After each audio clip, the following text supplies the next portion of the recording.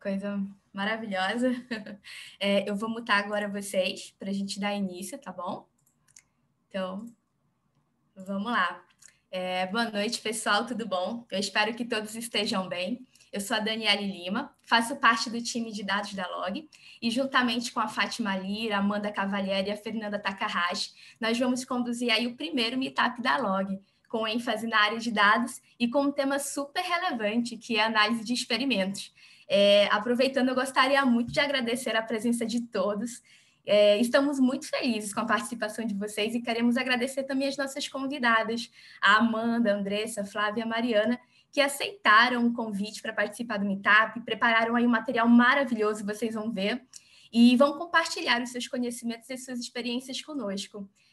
Ainda, né, só para avisá-los, as perguntas elas serão realizadas no final do Meetup, então quando a nossa última convidada finalizar a sua apresentação, nós vamos dar início à sessão de perguntas. E aí, Amandinha, você pode passar, por favor?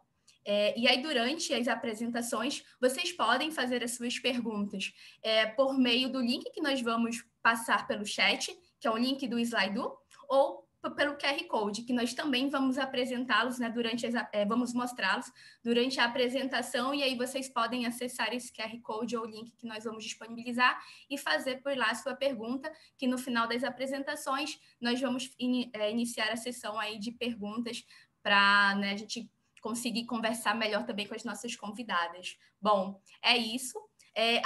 Outra coisa também super importante, né, de deixar o microfone desligado para a gente também não atrapalhar aí as apresentações, mas no mais é isso, pessoal, muito obrigada, estamos muito felizes de receber vocês na nossa casa e sejam super bem-vindos aí ao primeiro Meetup da Log.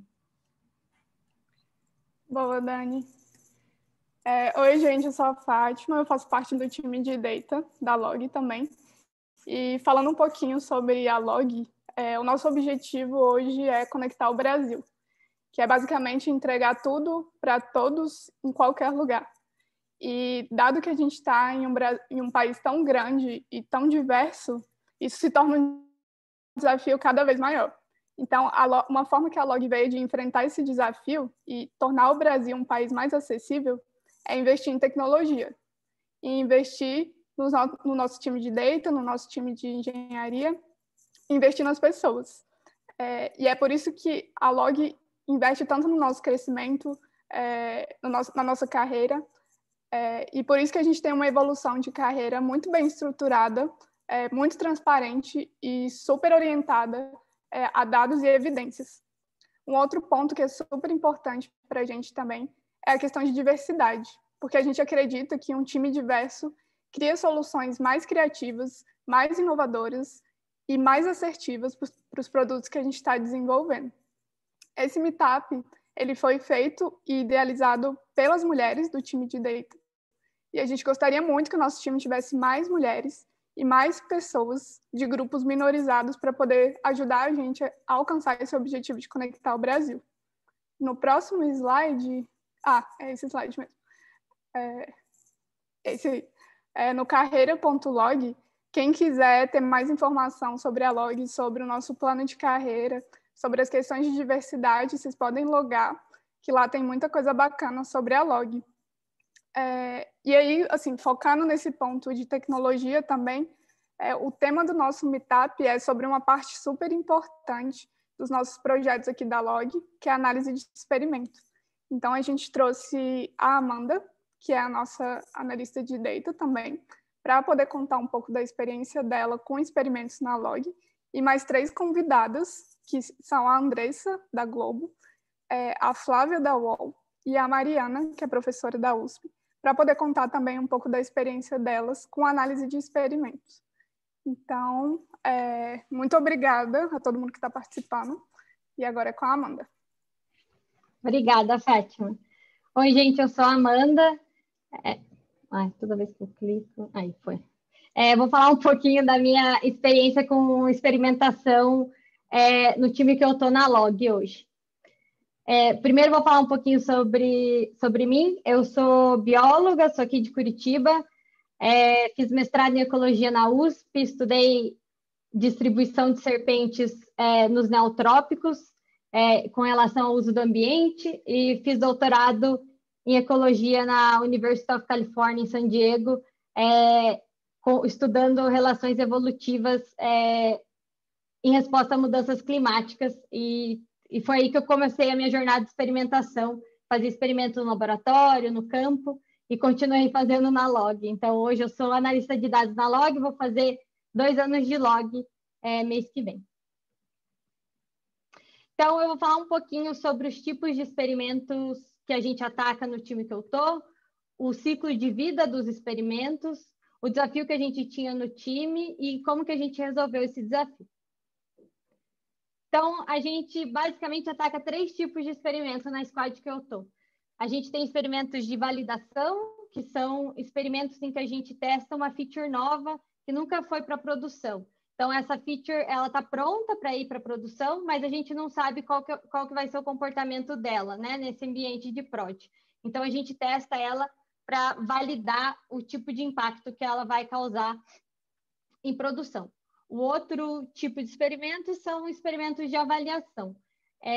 Normalmente, depois do experimento de validação, a gente conduz um de avaliação e eles são mais para a gente avaliar a resposta da feature em outras populações.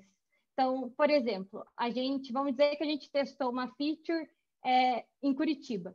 E aí, essa feature teve uma certa resposta, então a gente quer começar um rollout ou quer testar em algum outro lugar para ter certeza desse comportamento, então a gente parte para o experimento de avaliação e vamos dizer que a gente testa essa feature em Campo Grande e Manaus.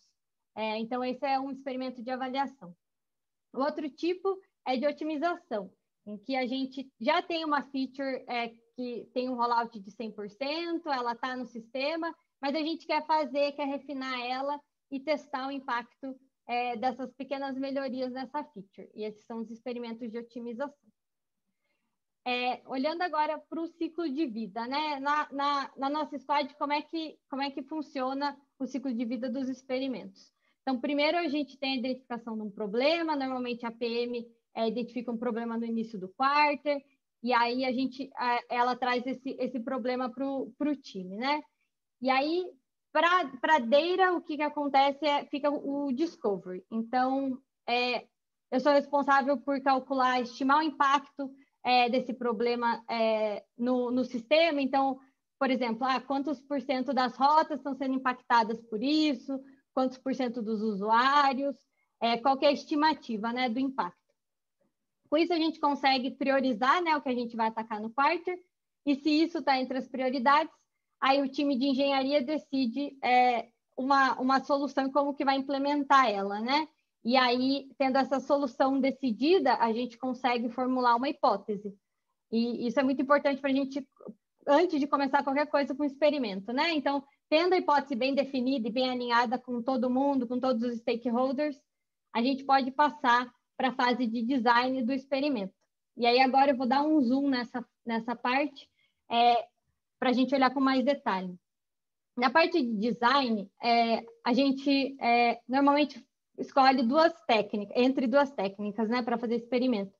Então, a gente sempre dá preferência para um teste AB, né, que é o teste que tem o controle, os tratamentos, porque é o teste que a gente consegue ter mais certeza de que o que a gente está medindo é um efeito da intervenção que a gente causou, né?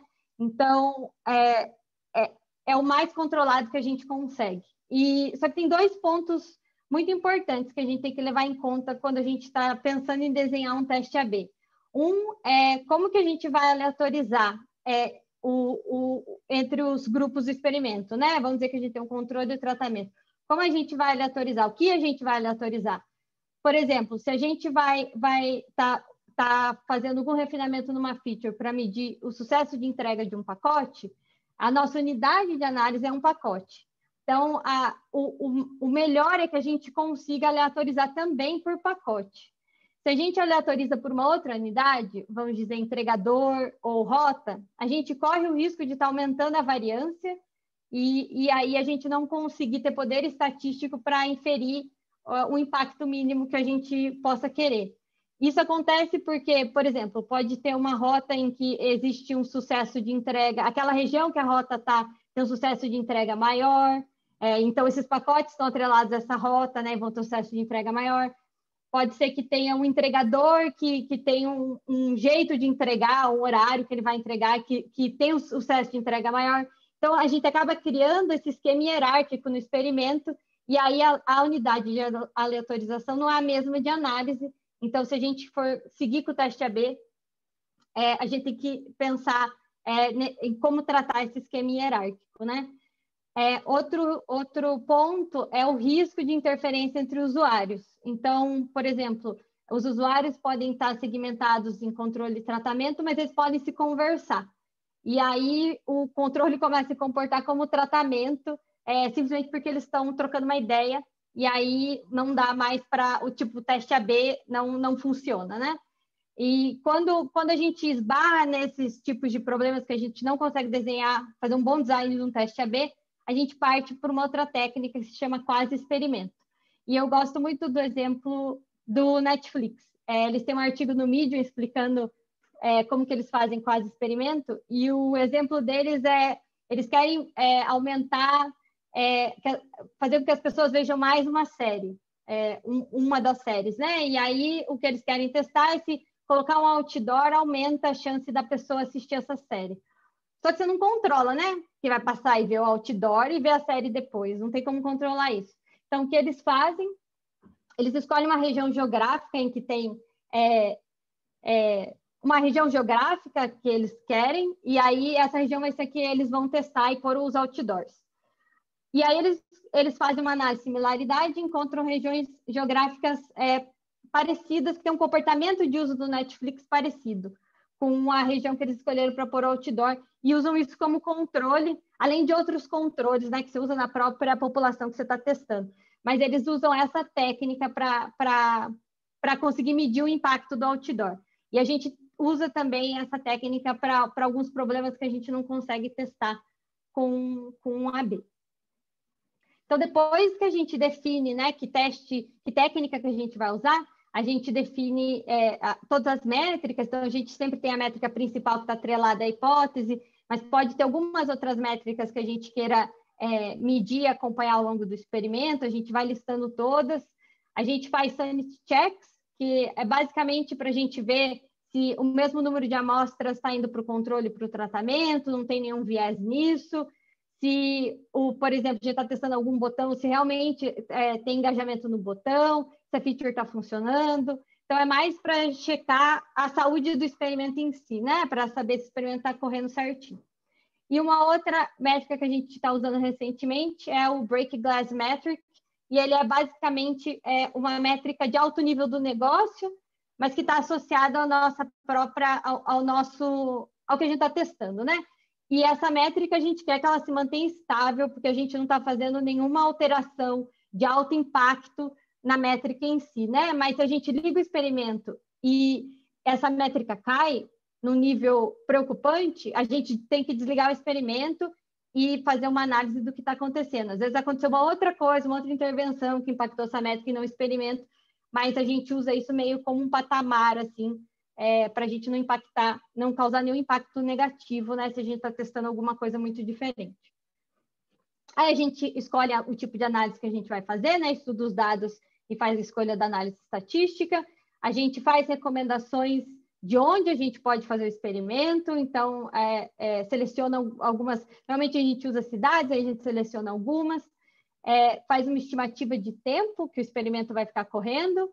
E aí é bem legal que eu faço uma parceria com o UX, então a gente define se vai olhar tickets que chegam em CX relacionados com a feature do experimento, se vai olhar feedbacks que a gente recebe na Play Store, e aí a UX decide se faz pesquisa quali, se manda uma survey, qual que é a melhor técnica, né, para conseguir outro tipo de feedback dos usuários.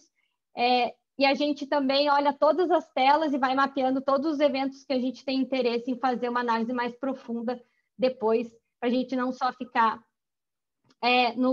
na métrica principal, né? Então, a gente desenha o experimento a 4 mãos, o que é bem legal.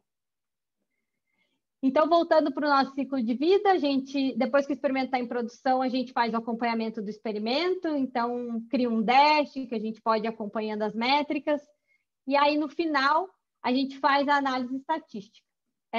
E aí a gente já sabe, né, se o tratamento é melhor, pior ou igual ao controle, né, como é que estão os nossos grupos do experimento. Seguindo isso, a gente faz aí junto com o UX também, faz um deep dive nos dados.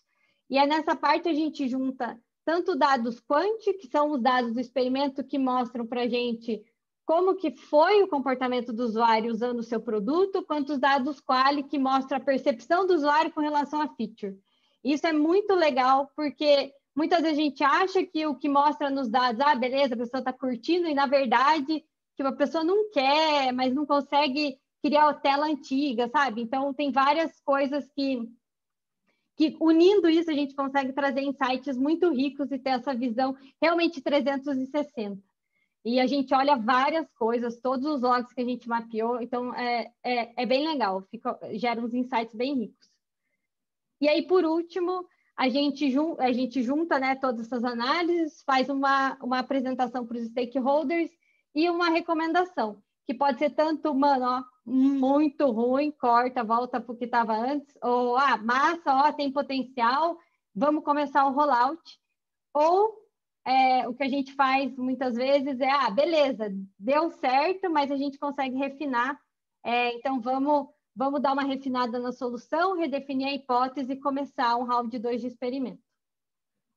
Então, basicamente, esse é o nosso ciclo de vida hoje. E aí, qual que era o desafio que a gente tinha no time? O que a gente testa normalmente não é nada muito grande, então são mudanças pequenas que a gente vai fazendo na experiência do usuário, no sistema. E com isso a gente nunca espera detectar uma mudança muito gritante. Então, muitas vezes a gente está testando alguma coisa e, se a gente vê a gente está testando o teste de entrega do pacote. Se a gente tiver um aumento em 2%, 3%, beleza, legal, a gente já fica feliz com esse aumento. Então, quando a gente tenta detectar efeitos muito pequenos, a gente precisa garantir que a gente vai ter poder estatístico para isso, né? E um jeito é ter um tamanho amostral grande. Só que tendo um tamanho amostral grande, o experimento leva mais tempo. E muitas vezes a gente não consegue fazer o experimento, vamos dizer, vamos fazer o experimento em São Paulo, que a gente tem um volume grande, então a gente consegue fazer o experimento em 2 dias a menos que se a gente fizer no Rio, por exemplo. Mas às vezes São Paulo vai ter um rollout de alguma coisa, vai ter uma outra galera testando outra coisa, então a gente fica limitado com o que a gente pode escolher, né? Então, muitas vezes a gente não pode escolher um lugar que o experimento vai rodar mais rápido. Então, a gente queria tentar diminuir esse tempo, achar alguma técnica que ajudasse a gente nisso. E o que eu venho usando hoje é a inferência bayesiana. Então, eu vou tentar mostrar visualmente, né, como é que funciona a inferência bayesiana. Tentar mostrar visualmente o teorema de Bayes. Então, na inferência bayesiana, o legal é que a gente está lidando com distribuições das métricas, né? Então, a gente consegue gerar probabilidades relacionadas com os parâmetros que você está tentando estimar nas suas distribuições. E é legal também que a gente consegue informar como era antes do experimento. Então, você pode escolher fazer isso. Você pode tanto dar uma distribuição anterior ao experimento não informativa, quanto uma informativa. Então, por exemplo, vamos dizer que a gente está tentando melhorar o tempo que a gente leva para dar um match da nossa rota com o entregador, da gente conseguir achar um entregador para fazer essa rota. Então, se a gente quer otimizar esse tempo, a gente já sabe que isso acontece, que esse é o negócio da log, né? A gente já tem essa métrica. Então, a gente tem essa distribuição que a gente chama de distribuição a priori dos dados, que são dos dados antes de ligar o experimento. E aí, depois, a gente vai ter uma distribuição para o controle e outra para o tratamento. E conforme vai entrando amostras do controle, a gente vai fazendo o update da distribuição do controle, que partiu, né, da distribuição a priori. E conforme vai entrando amostras do tratamento, a gente faz o update da distribuição do tratamento. E conforme vai passando os dias, você vai vendo que as distribuições vão andando. Não a da priori, né? Porque ela não vai fazer update nenhum. Mas aí a do controle, a do tratamento, elas vão andando ao longo dos dias. E conforme vai passando, os dias você vai vendo que elas vão andando cada vez menos até estabilizar. Quando elas não estabilizam, aí você pode até parar o experimento, se tiver todo mundo confortável, e é por isso que é legal usar a inferência bayesiana, que você não está atrelado ao tamanho amostral. E é legal também olhar as distribuições, porque muitas vezes, só olhando a distribuição, você já tem algum insight, né? Por exemplo, olhando quão longe está o tratamento do controle, você já tem uma noção da diferença deles. E se você... assim, outra coisa é que a gente espera que a distribuição do controle vai estar perto da distribuição a priori, porque não tinha nenhuma intervenção. Mas se ela está muito distante, então pode ser que aconteceu alguma coisa. Será que alguém fez alguma outra intervenção naquele lugar que a gente não sabia, não tinha planejado, aconteceu alguma coisa, choveu muito, não sei. E aí a gente vê essa diferença do controle para a priori, aí já pode gerar um insight do que pode estar acontecendo, de que alguma interferência aconteceu durante seu experimento. E outra coisa é se o controle está muito junto do tratamento e longe da priori. Pode ser que os usuários se falaram e aí o controle começou... O tratamento foi lá e falou para o controle, o usuário do tratamento, né? Falou para o controle, olha, tem isso aqui no app. Daí o controle começou a se comportar igual o tratamento. Então, só de olhar já pode gerar alguns insights do que pode estar acontecendo no experimento. Então, basicamente é isso, assim, visualmente, o teorema de Bayes. E o que a gente mede usando inferência bayesiana, né? O que eu passo para os stakeholders quando eu estou fazendo um experimento com inferência bayesiana? Eu falo para eles a probabilidade do tratamento ser melhor que o controle, então isso está atrelado à sua hipótese, né? Então pode ser a probabilidade do tratamento ter um sucesso de entrega maior que o controle, e também usa uma função para calcular a perda esperada, que é o risco esperado caso a gente escolha algum dos grupos do experimento. E para calcular essa função, tem todas as referências da onde eu estudei e tudo mais, estão no último slide, se alguém tiver depois interesse de olhar mais no detalhe, inclusive da onde vem essa fórmula.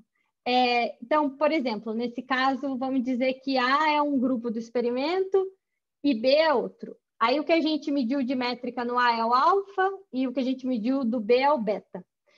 Se o alfa for maior que o beta, então vamos dizer, a alfa teve um sucesso de entrega maior que o beta, o A teve um sucesso de entrega maior que o B, então a gente não perde nada e nossa perda é zero.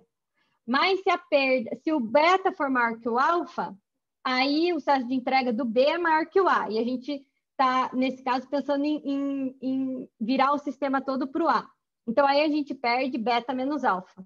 Então, além da gente ter a probabilidade, falando assim, a probabilidade do tratamento ser melhor que o controle é de 70%, a gente também tem, se a gente virar o tratamento hoje para 100%, a gente corre o risco de perder 1% de sucesso de entrega. E aí, é legal que junto com os stakeholders, não é simplesmente falar, beleza, a gente tem, é significativo o tratamento, mas a gente tem toda essa informação que, junto com os stakeholders, ajuda a gente a tomar uma decisão bem informada, né? Sobre os experimentos. E o que hoje a gente vê de vantagem usando a Bayesiana, né? A gente consegue detectar essas pequenas melhoras no tratamento, então a gente consegue ver estatisticamente que o tratamento às vezes é 60% melhor que o controle, então é legal que a gente consegue detectar isso. Tem mais interpretabilidade dos resultados, que é como eu falei, a gente não fala só que é estatisticamente significativo, mas a gente dá uma probabilidade, a gente dá uma estimativa de risco, e a gente hoje obtém resultados mais rapidamente, que era o que a gente queria. Hoje, os nossos experimentos rodam na metade do tempo e a gente consegue fazer vários rounds de experimento e otimizando a feature dentro do mesmo quarter, o que é muito legal.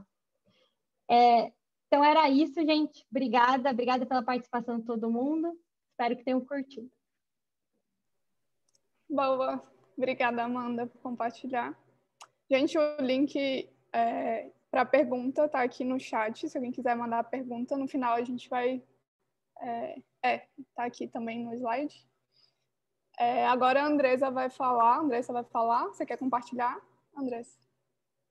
Posso compartilhar.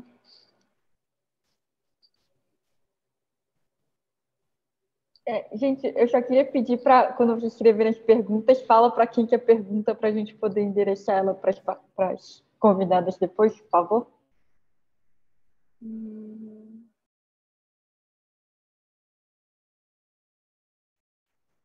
Fátima. Ah, não, tá aqui. Deu certo aí? Vocês estão vendo? Sim. Beleza. Vou botar em modo apresentação. Foi aí? Foi. Beleza. Boa noite, pessoal. Eu sou a Andressa e hoje vou falar um pouquinho da plataforma de experimentação da Globo. Falando um pouco sobre mim, eu sou graduanda de Ciência da Computação na Universidade Estadual aqui do Rio de Janeiro. Entrei na Globo em 2018 como estagiária. Estou no time de experimentação desde 2019 e fui contratada ano passado como engenheira de software. Falando um pouco da missão do time de experimentação, né? Hoje a gente suporta as plataformas de teste de hipótese e otimização, respectivamente o GloboAB e o GloboMab. E a gente também é responsável pela cultura de experimentação, né? Por difundir a cultura de experimentação no Hub Digital da Globo. Falando um pouco de números do ano passado, a gente teve um total de 1.453 experimentos criados. Desse montante, 119 foram experimentos orgânicos, que a gente chama que passaram pelo processo do teste de hipótese, né, que a gente vai falar um pouquinho daqui a pouco. 607 foram de recomendação e 727 MAPs. Eu vou trazer aqui um pouco a visão de plataforma, né, do processo do teste AB. Como que a gente tem ajudado em algumas etapas a diminuir o trabalho do cliente, né, para que ele possa mais rapidamente botar um experimento em produção. O primeiro passo é definir o objetivo, então identificar o problema a ser atacado, né, observar a performance da métrica para estabelecer um target. Então, o produto entender ali no início do quarto qual é o objetivo que ele tem, se é aumentar o engajamento do usuário, aumentar o consumo de vídeos, aumentar a frequência de usuários no produto, né, e como é que ele pode atacar esse problema. O segundo passo é a ideação e definição. Então, é um momento ali que é para ser feito com o time todo, né, com cientistas de dados, desenvolvedores, UX, PO, onde eles vão ter ali a geração de ideias, selecionar as alternativas para o teste, documentar a hipótese e definir onde ela será testada e como ela será metrificada, né? E ao final dessa etapa já é possível criar o experimento no GloboAB. Hoje é essa cara aqui do cadastro de experimentos no GloboAB. O usuário ele vai documentar toda a parte de hipótese do experimento que foi feita no ponto passado. Então, ele vai trazer ali o problema do negócio, a causa do problema, a solução, e ele também vai poder setar algumas configurações do experimento. Ele vai trazer ali qual é o controle dele, a amostra que ele quer para aquele controle e as alternativas também. E na parte administrativa, ele pode setar o tráfego, né? Quando a gente fala de tráfego de 100%, a gente está dizendo que 100% da população de um produto vai participar daquele experimento. Então, se a gente está rodando um experimento na home do Globoplay, eu estou falando que todo mundo que entrar na home do Globoplay vai ser sorteado e pode cair numa alternativa diferente do controle. O mundo assim ideal, né, é que toda ideia ela vire um experimento. Então, a gente quer diminuir o risco do usuário de colocar qualquer experimento em produção, né? A gente quer que ele tenha a possibilidade de arriscar sem ter o medo de impactar uma quantidade relevante de usuários caso o resultado do experimento seja negativo. Então, ele tem a possibilidade de escolher o tráfego do experimento, começar com 1%, 0,5%, e quem faz toda essa administração é a plataforma, né? Se o usuário está dentro do tráfego ou não, e se ele tiver, ser sorteado para receber uma das alternativas. O segundo passo aqui é a implementação, que é feito pelo desenvolvedor do produto, que é adicionar o código de teste e disparar os eventos que serão utilizados para alimentar as métricas. Hoje, aqui na plataforma, a gente tem 3 eventos, que é o evento de sorteio, de impressão e conversão. São os 3 eventos que têm que ser disparados para a plataforma. O evento de sorteio, o nome já diz, né, é o momento que a gente sorteia o usuário e diz para aquele experimento em qual alternativa ele vai cair. O momento de impressão é o momento que o usuário interage com o experimento. A impressão ela pode ser disparada junto com o sorteio, né? E aí, o que difere? Quando você está fazendo um experimento no carrossel do Globoplay, você está fazendo um experimento que assim que a página carregou, o usuário está interagindo com ele, a impressão pode ser contabilizada junto com o sorteio. Então, você sorteou o usuário, descobriu qual componente você vai renderizar, a página carrega. Se a página carregou, ele está interagindo com o experimento, dispara a impressão. Agora, se você está falando de um experimento que está rolando no componente no final da página, ele tem que scrollar a página para chegar nele, a impressão tem que ser disparada no momento posterior, que é quando você tem certeza que o usuário começou a interagir com o seu experimento. E o último evento é o evento de conversão, que é quando o usuário converte, né? Tanto a impressão e a conversão, elas ficam a critério do produto quando disparar. Então, pode ser feito o disparo quando ele visualizar um componente, quando ele clicar no componente, quando ele scrollar até certa posição. Essa regra, né, ela está totalmente no controle do produto. Eu trouxe aqui um exemplo de como é feito o uso hoje do nosso cliente JavaScript, né? Como é que mais ou menos o desenvolvedor do produto tem que fazer lá. Ele vai instanciar o Globo Experimentation aqui, vai passar o ambiente que ele está rodando o experimento. Ele vai setar aqui o experimento dele, aquele nome que ele configurou lá no admin. E aí ele vai fazer o sorteio, aqui o choose, né? Passando o experimento dele. A partir do momento que ele fez o sorteio, a gente vai retornar a alternativa daquele usuário, um track ID para a gente conseguir traquear a impressão com conversão, e as propriedades daquela alternativa, né? E aí tem duas maneiras aí que ele pode fazer essa regra. Ele pode, a partir da alternativa que foi retornada, configurar ali a regra do que vai ser feito. Então, ele pode, se a alternativa A foi retornada, eu vou renderizar o componente X. Se for o controle, eu renderizo o componente Y. E ele também pode usar as propriedades do AB. O que é isso, né? Ele vai setar alguns parâmetros quando ele cadastrar as alternativas no nosso admin. E, por exemplo, ele está testando qual é o melhor local para carregar um botão de compra, né? Em qual posição o botão vai converter mais. Então, ele pode passar essa posição como uma propriedade das alternativas e só usar essa propriedade aqui, independente de qual alternativa foi sorteada para aquele usuário, ele vai consumir aquela propriedade. E aí, por fim, ele vai disparar a conversão dependendo da regra do experimento, né? Nesse caso aqui, a impressão foi computada junto com o sorteio, mas ela pode ser feita separadamente também, né? E aí, agora vem a parte de testar e coletar os dados, que é monitorar a performance das alternativas e permitir que o teste ocorra por um tempo razoável e que atinja um número significante de usuários. E aqui, quando a gente fala de número significante de usuários, é um ponto complicado, não complicado, né, mas é um ponto de atenção para a Globo, porque dependendo de onde o experimento está ocorrendo, em poucas horas a gente bate esse número significante de usuários, né? Se você está falando de experimento que está rodando no GE, no Globo, na home do Globoplay, na home do GE, é possível que tipo, em horas, em dias, você bate esse número significante. Então, é preciso que o cientista de dados, né, que o produto ele entenda a sazonalidade dele e que ele entenda qual é o tempo razoável para aquele experimento rodar, né? Por exemplo, se o Globo Esporte rodar um experimento no domingo de jogo, numa quarta de jogo, provavelmente a população dele está um pouco como é que fala? Focada ali nos quem consome futebol, né? Então, é preciso que ele entenda esse tempo que eles precisam deixar o teste em produção. Geralmente, a gente, como plataforma, recomenda manter o teste durante 2 semanas. E agora a parte de analisar os resultados, análise das métricas coletadas e, se necessário, algum recorte específico, né? Então, eles criaram um experimento no Globo AB, o desenvolvedor fez a chamada no produto, né, subiu para a produção, e o que eles fazem agora, né? O que acontece?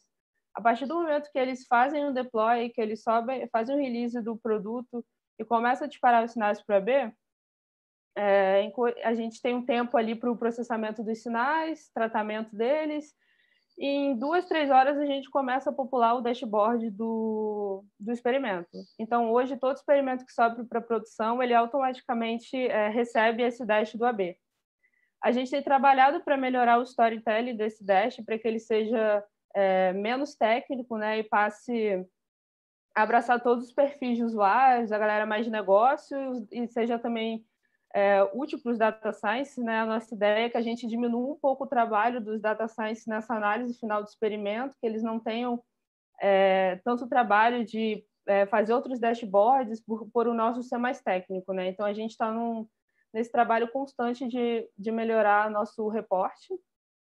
Então, aqui ele vê algumas informações de configuração do experimento, né? O peso das alternativas, o tráfego. A gente usa o teste bayesiano, que a Amanda até comentou aí um pouco. Então, a gente traz a probabilidade da alternativa vencer o controle e também da alternativa ser melhor que todas as outras, né? E fora a taxa de conversão, a gente tem também tentado trazer outras métricas, porque às vezes o produto não quer ver só, ele clicou. Eu quero ver como é que esse experimento impactou no meu consumo de vídeos. O usuário passou a consumir mais vídeos, ele aumentou a frequência no produto. Então, a gente tem tentado trazer outros tipos de métricas para também tirar esse trabalho do data science, que sempre tem essa pós-análise para fazer, né? A gente tem um trabalho constante junto com os cientistas de dados que estão na ponta para melhorar o dia a dia deles. E, por último, a tomada de decisão, que faz parte do processo do lado do cliente mesmo, que é entender se o experimento atingiu o objetivo, se aceita ou rejeita o controle e se ele vai prosseguir ou encerrar o teste. Falando agora um pouco de casos de uso do AB na Globo. Eu tinha comentado lá no início que a recomendação fez ano passado 607 experimentos. E por que isso acontece, né? Hoje a plataforma de recomendação é o maior cliente do AB. E por quê? Porque toda recomendação hoje está contida no experimento, onde as alternativas são um algoritmo ou um mix de algoritmos. Então, toda vez que você entra no Globoplay e um trilho é ofertado para você, quando você entra num produto de publishing, GE, G-Show, e você tem uma matéria recomendada para você, você está caindo no experimento e está sendo sorteado ali. Então, por isso o número elevado de experimentos de recomendação, né? Aqui a gente traz um teste do G-Show, de agrupador de vídeos, onde o controle da playlist era essa lista de vídeos, e eles trouxeram como alternativa o carrossel e o mosaico. E o produto ele tinha uma certeza inicial que o carrossel ia performar muito bem e que possivelmente seria a alternativa a ser rolloutada, né? E aí, com o decorrer do experimento, eles viram que o carrossel teve um lift negativo de mais de 23%, enquanto o mosaico teve um lift de quase 30% em relação ao controle, né?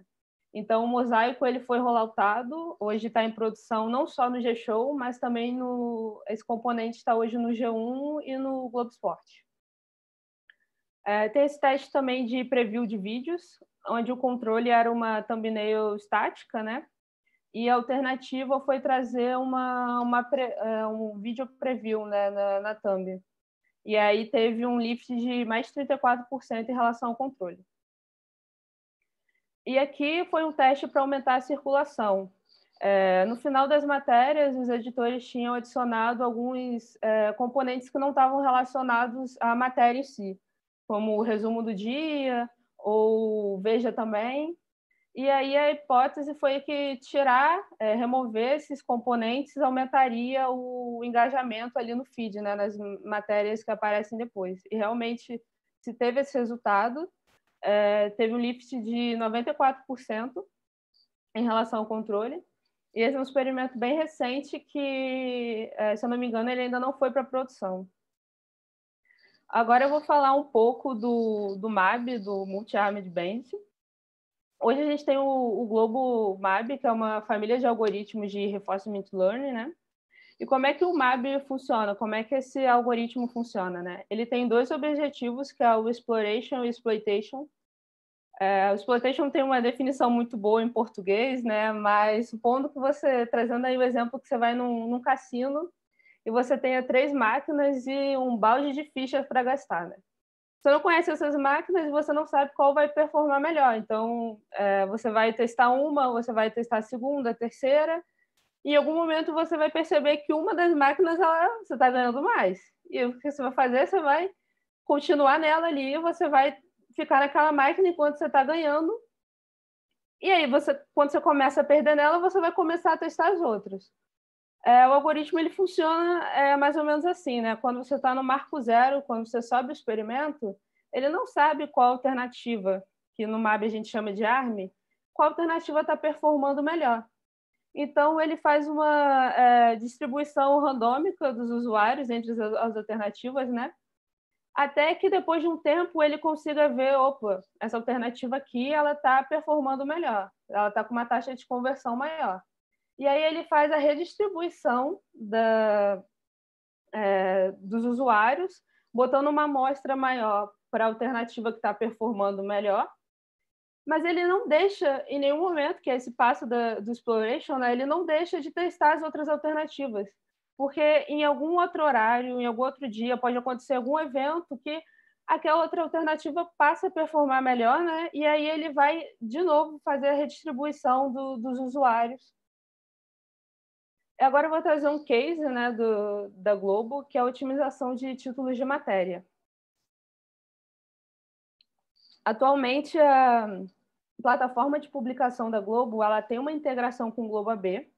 Então, quando os editores eles vão cadastrar alguma matéria, eles podem adicionar mais de um título. Então, os editores estão fazendo MAB, né? E aí eles podem adicionar 1, 2 títulos, e aí o MAB ele vai otimizar essa entrega, né? E no caso desse exemplo aqui, o título 2 ele teve um lift de 30% em relação ao título 1, né?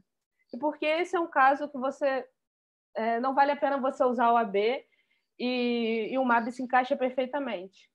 Porque a gente precisa entender a vida útil da matéria, né? Ela, quando é publicada, ela é muito acessada nas primeiras horas, ela está ali na home, até o final do dia ela ainda é publicada, mas ela ainda é acessada, mas esse acesso vai diminuindo ao longo dos dias. Ela sai da home, porque novas matérias vão sendo publicadas. Então, se a gente rodasse um AB, qual seria o valor que a gente teria de, depois de uma semana, saber qual é o melhor título? Depois de uma semana, a matéria já tem centenas publicadas depois dela e ela já mal está sendo acessada, né? E com o MAB, não. A partir do momento que ela é acessada, que ela é publicada, ele vai entendendo qual título está performando melhor e otimizando essa entrega. Um cuidado que a gente tem ali, a diferença do MAB para o AB, né? É que o MAB, você pode entrar no momento e estar vendo uma alternativa, e você pode entrar à noite e estar vendo uma outra alternativa, porque a distribuição mudou, porque aquela alternativa passou a performar melhor. Então, você não vai fazer esse teste com o componente que você está mudando de cor, para o usuário entrar agora e ver azul, e no final do dia ver vermelho. Você tem que pensar em quanto você vai impactar ali o consumo do usuário, né? Então, o MAB ele pode ser usado tanto para o MAB de título como para otimização de thumbnails, né? Tanto de matérias quanto no Globoplay. Você pode subir 4 thumbnails para um filme, para uma série e deixar o MAB otimizar a entrega dele, né? Bom, galera, foi isso. Eu deixo aqui o meu contato do LinkedIn para quem tenha dúvidas, para quem quiser conversar um pouco mais, para quem estiver interessado na área também. E agradeço aí a Ana Coelho, Data Science dos produtos, que disponibilizou os dados dos experimentos e fez aí essa integração entre mim e o pessoal da Log. E agradeço ao meu time também que está aí assistindo. Muito obrigada, pessoal. Ei, valeu, Andressa. Então, a gente vai continuar com as apresentações aqui, uma depois da outra. Vocês podem continuar fazendo pergunta pelo link, que eu vou mandar de novo aqui no chat, e a gente vai responder elas no final. Eu vou chamar agora, então, a Flávia para iniciar a apresentação dela. Boa noite, pessoal. Eu queria pedir para a Amanda compartilhar, por favor, você pode compartilhar, mandar a tela para a gente?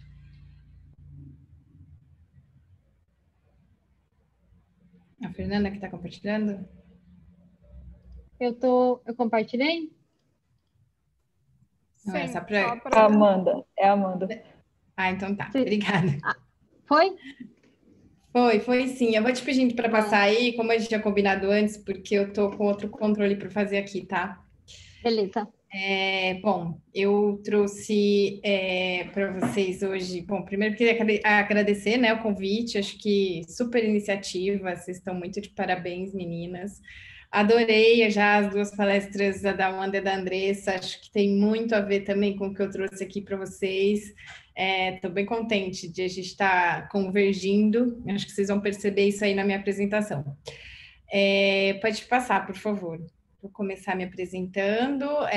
Eu sou jornalista de formação.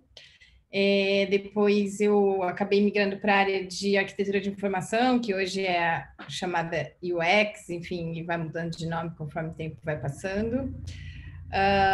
Quando eu estava mais envolvida com isso, eu passei a trabalhar bastante com métricas e acabei me tornando, hoje estou cientista de dados no UOL.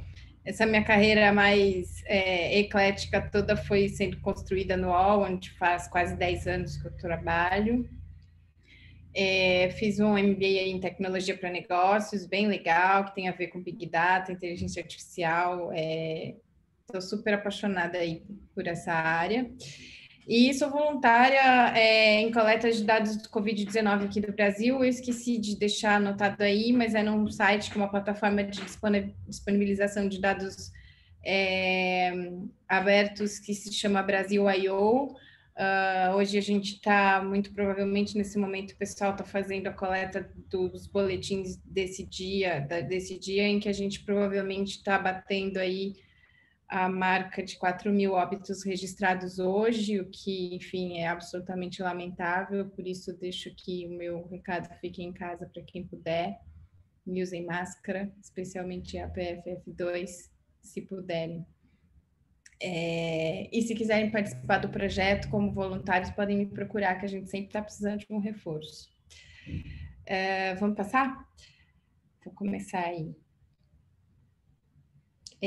Eu trouxe assim um pouco um resumo, um case específico assim de um teste que a gente faz no UOL com bastante recorrência, para trazer para vocês assim um exemplo bem claro. As meninas já mostraram bastante coisa interessante. Eu acho que tem muita coisa que é repetida, mas é legal inclusive da gente perceber isso. Começando para falar para vocês assim do porquê testar online, aí o online especificamente porque no UOL a gente faz testes online, né? Então, a gente faz para a gente otimizar os nossos resultados, e aí, nesse sentido, é muito importante a gente já conhecer os dados com os quais a gente trabalha, né? Um teste não pode ser algo novo para quem está envolvido com aquilo, porque você precisa conhecer já o que você tem de comportamento para você testar, né? Então, a gente... conhecendo os dados, conhecendo os seus indicadores, né? Porque a gente precisa saber quais são as nossas métricas de sucesso, os nossos indicadores principais para poder fazer as melhores escolhas na hora de fazer o teste.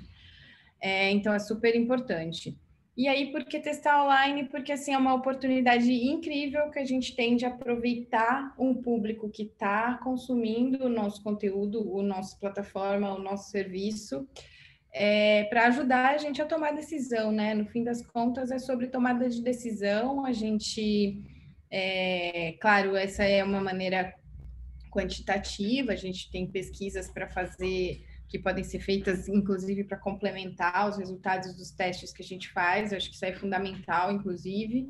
E, enfim, e como a gente está falando aí de usuário, porque é o nosso objetivo maior, né, transformar a jornada e a experiência do usuário, eu achei muito interessante também a Amanda e a Andressa terem falado do profissional de UX, que além dos de dados, porque eu acho que eles são os nossos melhores amigos nesse momento, porque eles são os caras que mais conhecem a jornada do nosso usuário, né? Então, acho que é uma dobradinha super importante.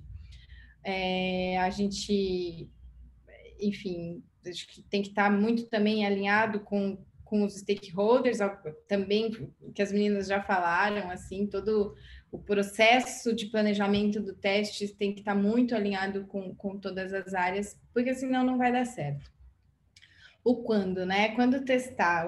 Acho que eu coloquei aqui um ponto de partida, porque eu acho que muitas vezes a gente já quis fazer teste por fazer teste, sabe? Ah, vamos testar isso? Não, mas espera. A gente tem um objetivo, a gente tem uma hipótese, porque se a gente não tiver, a gente não tem nem como começar a fazer um teste. Então, acho que é importante a gente ter em mente que para a gente começar a pensar em um teste, a gente precisa de um objetivo, de uma hipótese muito claros, muito bem definidos e muito bem alinhados com todas as áreas envolvidas, né? Do UX, ao stakeholder, a inclusive todas as áreas técnicas que fazem parte da implementação do teste, enfim, com cientista e analista de dados, profissionais de BI, o pessoal que vai fazer a análise. O objetivo tem que estar muito claro e a hipótese tem que estar clara. Por quê? Porque a hipótese é o que a estatística vai trazer para a gente a resposta, se a gente vai aceitar ou não a hipótese alternativa, no caso, porque quando a gente está fazendo um teste, a gente está testando algo que a gente quer que traga um resultado diferente do que a gente já tem, então é a hipótese alternativa. A gente, quando vai testar, busca pela hipótese alternativa. Pode passar, por favor, Amanda? Essa tela é onde eu trouxe para a gente já um exemplo prático, um case específico de UOL, em que eu trouxe essa página de Tilt mais ilustrativa, tá? A página, o Tilt é o canal de tecnologia do UOL, mas para mostrar para vocês o que a gente testa, é só um exemplo de testes que a gente faz, mas eu acho que ele é legal como ilustração. Então, aí a gente está... A Andressa também comentou, né, que na Globo vocês estão para pôr em produção um resultado de um teste que foi feito exatamente para a mesma posição, que é a posição embaixo da notícia, né, quando termina a notícia, o que a gente vai entregar para o nosso usuário. Então, esse era o problema, eu esqueci até de escrever aí no slide, em cima é o problema que a gente precisa resolver, o que vem depois da notícia. Então, o objetivo muito bem alinhado com as áreas de negócio, aumentar a conversão desse módulo. Eu trouxe esse nome de Veja também, mas também teve vários nomes, enfim, é um módulo que traz o conteúdo oferecido para quem terminou de ler, né, uma notícia. E a hipótese, que também foi muito bem alinhada, é de que o uso de algoritmos de recomendação gera um maior engajamento com o conteúdo. Então, a gente, nesse teste em especial, a gente está testando diferentes algoritmos de recomendação para essa posição de conteúdo oferecido para o usuário. Pode passar, por favor. Depois, então, de a gente ter muito bem definido o objetivo e a hipótese do nosso teste, a gente tem outros parâmetros, que é um pouco do que também a Andressa estava falando, de preencher lá a plataforma deles, que a gente vai precisar definir para conseguir pôr o teste para rodar. Um deles é quantos fatores que a gente vai controlar, né? Se a gente vai controlar um ou se a gente vai controlar mais de um fatores, vai impactar depois no tipo do teste que a gente vai fazer. Se ele é um AB, se ele é um ABC, aí depende da quantidade de níveis que tem, ou se ele é um multivariado, um teste fatorial, que traz como resposta a combinação de diferentes fatores. Nesse caso específico que eu trouxe para vocês como exemplo, a gente está trazendo um teste de um fator, que é como se fosse um AB. Ele não é um AB porque ele tem mais níveis. Eu estou trazendo 6 níveis, foram 5 algoritmos e uma versão de controle que tem que estar junto no teste, né, na mesmo tamanho de amostra. Deixa eu ver o que mais que eu precisava falar de teste do nível e do fator, que eu acho que é o mais importante aqui. É essa questão de quanto mais a gente vai mudar as variáveis e quanto mais a gente vai combinar fatores, mais rico fica o resultado, porém também é muito mais complexo de fazer e de analisar. Mas eu acho que, assim, tem aí um equilíbrio interessante em você fazer uma combinação de variações em que você acredite. Indicadores de sucesso, essas são as nossas variáveis resposta, né? São o que a gente está buscando otimizar no fim das contas. Ele pode ser pode ser mais de um. Quando ele é mais de um, é muito importante que a gente tenha em mente, ou se a gente escolher o que sejam, e se eles forem conflitantes ou divergentes, a gente só precisa se preparar para o resultado desse teste, porque eventualmente você pode estar otimizando um e derrubando o outro, e os dois têm uma importância grande para você. Então, assim, o ideal é que eles não sejam conflitantes. Mas eles podem ser, só precisam ter em mente que lá no final a tomada de decisão vai ser mais difícil. Nesse caso, eu trouxe como indicador de sucesso a taxa de conversão, que é o CTR, que a Andressa também já mostrou, e eu acho que talvez a Amanda também nos exemplos dela. A taxa de conversão, que é a taxa de cliques, que é a interação do usuário com aquele que você está entregando para ele interagir. Sobre a quantidade de impressão, que de fato a gente faz o cálculo também da impressão de acordo com a visualização. Então, o usuário, quando vê aquilo por determinado período, alguns segundos, não me lembro exatamente qual que é a quantidade de segundos, a gente faz o disparo da impressão e calcula essa taxa, que é o nosso indicador de sucesso para esse teste. Aí a gente também precisa fazer o acompanhamento de outras variáveis, que não são as que vão responder para a gente sobre o sucesso ou não do teste, mas elas precisam ser monitoradas, a gente chama de variáveis de monitoramento, as meninas chamaram de acompanhamento, enfim, de qualquer modo, são métricas que precisam ser acompanhadas durante o teste também, para você poder saber o quanto impactadas elas vão ser ou não pelas variações, pelos tratamentos que a gente está fazendo, entregando nesse teste. Eu dei alguns exemplos aqui do que a gente normalmente vê, mas isso é muito particular de cada teste que a gente está fazendo. Aliás, todas essas escolhas que a gente faz, elas são particulares, né, para o teste que se está fazendo. Então, eu trouxe assim como exemplo página vista, tempo, retorno, impressão, eventualmente o tipo do dispositivo, a hora, podem ser também variáveis importantes para ver que são variáveis que a gente não está controlando, mas podem ser impactadas. Algumas podem ser impactadas pelo que você está controlando ali no teste. Tamanho da amostra e quantidade de repetições são as réplicas, é o que as meninas também já comentaram bastante, que quanto mais tempo, melhor, né? A gente, nesse teste, fez réplicas diárias, então a gente considerou cada unidade, né, amostral observação, uma data para cada versão de teste, e por esse motivo, a gente optou conhecendo também previamente os dados que a gente tem, a gente optou fazer 14 repetições, a gente deixou rodando durante 14 dias. Normalmente a gente não gosta de fazer números diferentes de múltiplo de 7, porque por conta também da sazonalidade que a Andressa comentou, a gente tem essa questão do futebol que ela falou, é um impacto enorme que a gente sabe que existe todas as quartas, quintas, domingos e segundas. Enfim, agora com o calendário mais diferente, enfim, muda um pouco a data, o dia, mas tem um impacto. Então, a gente prefere fazer múltiplos de 7 para a gente conseguir pegar a variabilidade de todos os dias da semana e cobrir a semana toda aí. Então, essa aí foi 14 dias e 20% do público. Também o percentual a gente depende muito das condições que se tem, né, de definir, do impacto que você aceita causar no teu usuário, porque se ele pode ser um impacto muito pequeno, eventualmente você pode aumentar um pouco esse percentual, ou não, a gente já fez teste com 1% e tal, nesse caso específico 20% é algo que é tranquilo para a gente fazer. E também quanto mais, né, a questão da amostra, assim, só reforçar que ela determina muito o poder do teste, né, o tamanho do efeito que a gente vai conseguir ver e observar no final na hora de fazer as análises. E aí eu queria reforçar que é isso, quanto mais a gente conhece previamente os dados com os quais a gente está trabalhando, mais fácil fica tomar essas decisões. Às vezes a gente tem que botar para rodar quando é, por exemplo, um indicador de sucesso novo, a gente quer medir algo que a gente não tem ainda, a gente não coleta esse tipo de dado.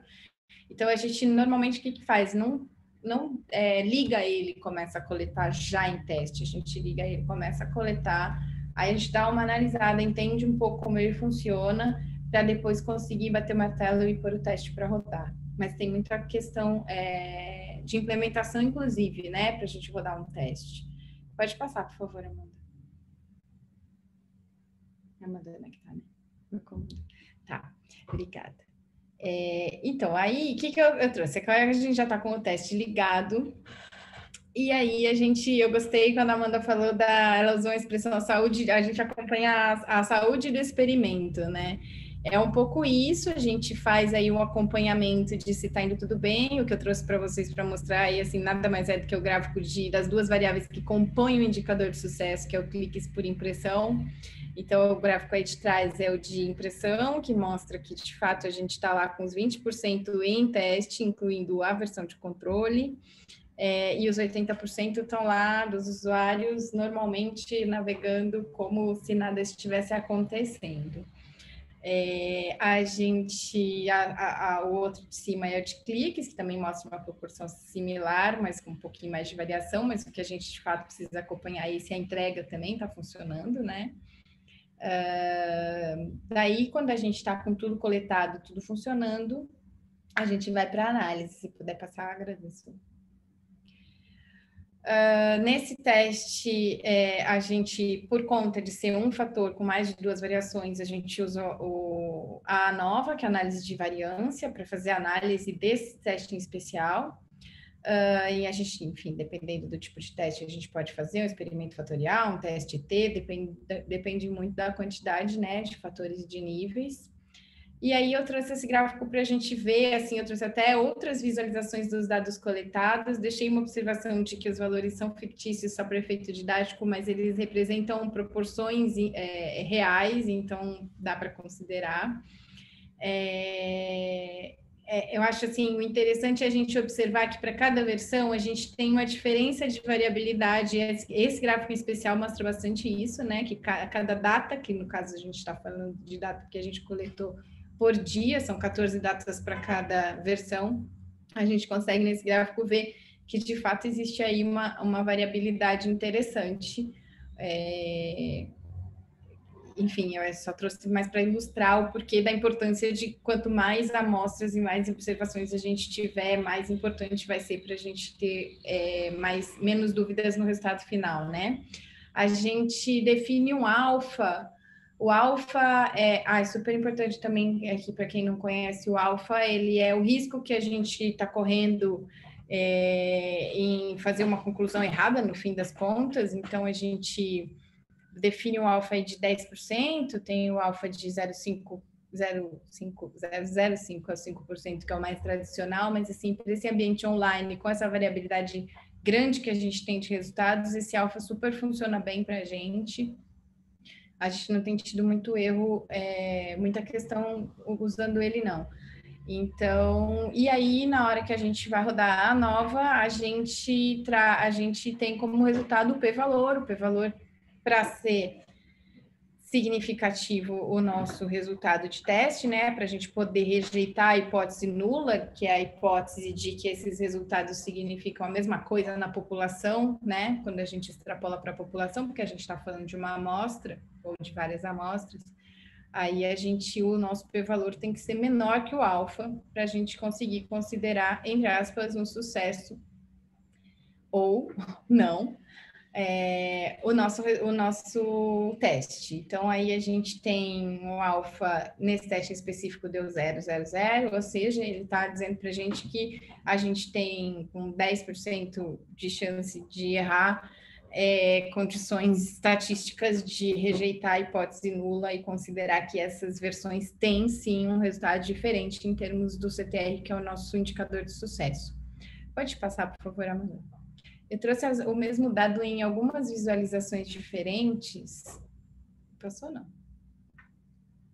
Essa aí é só uma distribuição que daí não está em barrinha, só para a gente ver também a variabilidade aí desses dados. Pode passar também. Agora eu trouxe os mesmos dados numa versão de timeline, que eu acho que é interessante para a gente ver que como de fato você tem uma tendência, mas tem dias em que de fato a gente tem diferença, né, de comportamento. Ali no final o roxinho, que é a versão 1, gente, estou enxergando mal aqui. a versão 1 abaixo da de controle, quando normalmente ela está acima, a versão 5 ali no meio também subindo acima da de controle, quando normalmente ela está abaixo. Então, isso é importante para a gente ver que também é muito complicado você pegar poucas amostras. Então, quanto menos observações a gente tem, os erros vão aumentando e mais difícil a gente enxergar o efeito, como a gente falou, né? Aquela questão do poder do nosso teste. Pode seguir, por favor. Aí também é outra visualização, eu só deixei em linha a versão de controle, né? Que é o nosso baseline aí para nossa comparação. Outra análise importante que a gente precisa fazer quando a gente roda o resultado do teste com a ANOVA, pode passar, por favor, é a análise dos resíduos. Os resíduos são a diferença entre aqueles valores que foram observados e a média ajustada, que é o valor predito para cada uma das observações. Esses resíduos, para a gente aceitar o resultado da ANOVA, a gente precisa, os resíduos precisam atender a alguns pressupostos, entre eles ter uma distribuição normal e ter uma variância constante. Aí a gente, nesse gráfico da direita, a gente consegue ver que ele não tem, nesse exemplo especial, a gente não tem uma variância tão constante. Quando acontece, o resíduo é o que mais traz para a gente insight do que a gente precisa investigar. Muitas vezes é nos resíduos que a gente encontra os outliers, né, que são as observações atípicas. Muitas vezes é nos resíduos que a gente encontra clusters que a gente não estava prevendo encontrar de comportamento. E aí, muitas vezes, quando a gente chega nessa parte da análise, a gente volta para trás e vai fazer aprofundar um pouco melhor, tentar entender o que a gente consegue fazer, o que a gente precisa olhar separado, se a gente precisa entender outliers, enfim. Aí até a gente conseguir ter um modelo que se encaixe bem, sem prejuízo para o nosso resultado. Enfim, a gente é bastante rica essa parte da análise de resíduos. Pode seguir? E quando a gente, no fim das contas, encontra um p-valor menor que o alfa que a gente determinou para aquele teste e a gente tem os resíduos adequados, assim, todos os pressupostos que foram aceitos, aí sim a gente pode seguir também de novo, por favor, Amanda. Aí a gente pode olhar para o gráfico de efeitos principais, que é onde a gente vai enxergar, no fim das contas, o resultado do nosso teste. Não esquecendo do risco, né? A gente teve uma significância estatística para aquele risco que a gente já tinha determinado de concluir errado, que sempre tem, aqui a gente sempre está falando de probabilidade, né? E aí a gente consegue, a partir de então, entender esses são os efeitos principais. Nesse caso, a gente teve aí um lift esqueci de pôr a gente na tela, mas de 8% ali, entre a versão de controle 0,12 e a versão 1, 0,13. A gente, enfim, tem outros com situações um pouco piores. A gente, na verdade, os algoritmos, essa versão 0,12 de controle, ela já é um algoritmo também, né? Um algoritmo que, inclusive, ele performa muito bem e a gente tem dificuldade de bater ele próprio. Mas esse aí é um exemplo interessante até de mostrar isso. Enfim, eu acho que é isso que eu trouxe. Eu acho que tem mais uma tela, deixa eu ver. Não, era essa. É isso que eu trouxe para vocês, para mostrar um pouquinho como é que é o dia a dia lá da experimentação. Achei muito, repito aqui com vocês, achei muito legal de ter muita coisa a ver com o que as meninas também trouxeram. E a outra questão, assim, que eu queria até agradecer a explicação da Amanda sobre o uso da inferência bayesiana, porque eu achei interessante, já quero começar amanhã a usar. Muito legal, obrigada. Estou aqui esperando as perguntas de vocês, gente. Obrigada. A gente que agradece, Flávia. A gente vai continuar, então, para a próxima apresentação. Eu só queria falar que a gente está com algumas perguntas aqui. A gente vai tentar endereçar todas, mas a gente vai por ordem de popularidade. Quem tiver mais votos, a gente tenta perguntar primeiro. Então, se vocês quiserem votando também nas perguntas. Eu queria chamar, então, agora a Mariana para fazer a apresentação dela. Oi, Fernanda, tá me ouvindo? Sim, é isso que eu vi. Tá joia. Você que vai passar então, né? É a Amanda que vai passar. É a Amanda que vai passar. Tá joia. Gente, primeiro, obrigada pelo convite, né? A oportunidade de estar aqui falando para vocês, assistindo vocês também, tá ótimo. E eu vou falar um pouco também de experimentos, né? Mas um pouco mais do passado, porque eu tive muita experiência antes de vir para a USP. E dentro da USP eu tive algumas e eu vou citar uma delas, né? E o tema, né, o título, na verdade, que eu escolhi, Estatística, uma aprendizagem ou a ciência dos prazeres, tem a ver com o livro, se você puder apertar, Amanda, tá animada a apresentação, da Clarice, que tem o que me inspirou, né, dar esse título, porque eu acho que a estatística e as ciências de dados também, né, no geral, é uma ciência que tem muitos prazeres, é muito gostoso fazer estatística, porque a gente pode fazer análise de diferentes tipos de dados, diferentes metodologias, com as mesmas técnicas, né, ou técnicas parecidas. Então, a minha apresentação vai ser um pouquinho diferente, vai destoar um pouco do tipo de experimento de vocês, né, que foram apresentadas aí pela Amanda, pela Andressa, pela Flávia, mas dentro de um contexto diferente, mas que pode ser adaptado, né, em contextos e campos diferentes. Se você puder passar, Amanda. Falar da minha trajetória profissional, né, desde 2005 eu estou no ICMC, né, até agora, continuo como docente lá. Mas antes de vir para a USP, eu trabalhei bem pouquinho no Itaú, trabalhei 4 meses no Itaú na área de crédito, não gostei muito do tema. Acho que a Flávia que falou, né? Uma coisa muito importante quando a gente faz análise é conhecer a problemática, né? Conhecer o ambiente, conhecer do que você está fazendo a análise. E isso realmente eu acho que é fundamental, né? Aumenta demais assim, a qualidade da tua análise.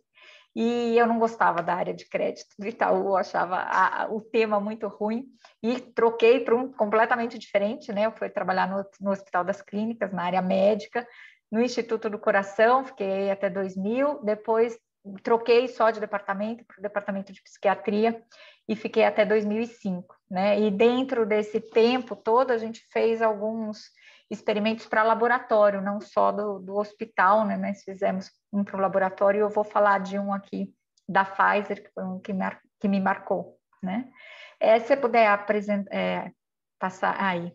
Então, eu vou falar, ao longo de toda essa minha carreira aí, eu vou falar de 3 experimentos que me marcaram desses 3 lugares, né? Um do ICMC, um da Pfizer e um do Departamento de Cardiologia lá do INCOR. Pode passar. Vamos começar pelo INCOR. Esse projeto, né, um dos vários que eu fiz, ele chamava MAS, né? A gente chamava de MAS. O M é de Medicine, Angioplasty e Surgery Study, né? Então, ele é um estudo bem com vários profissionais, né, de várias áreas, tinha médicos, enfermeiros, estatísticos, psicólogos, era um estudo bem grande, durou vários anos, né? E a ideia era avaliar o efeito desses 3 tratamentos em pessoas com doença arterial crônica, né? Então, a gente tinha pacientes que tinham que obedecer um certo critério aí de inclusão, tinham que ter angina estável, essa função ventricular preservada, independente do número de grau, e tinham que ter esse comprometimento de artérias, né? 1, 2 ou 3 artérias.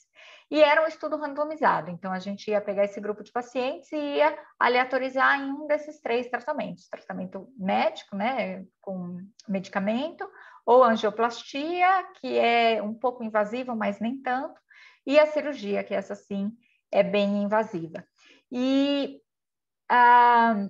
eles eram acompanhados, né? Tinha esse segmento clínico trimestral, claro, na cirurgia tinha um segmento bem próximo, mas depois de passar esses momentos aí que tinham que ter uma aproximação maior com a equipe médica, aí a avaliação era trimestral e durou vários anos esse estudo.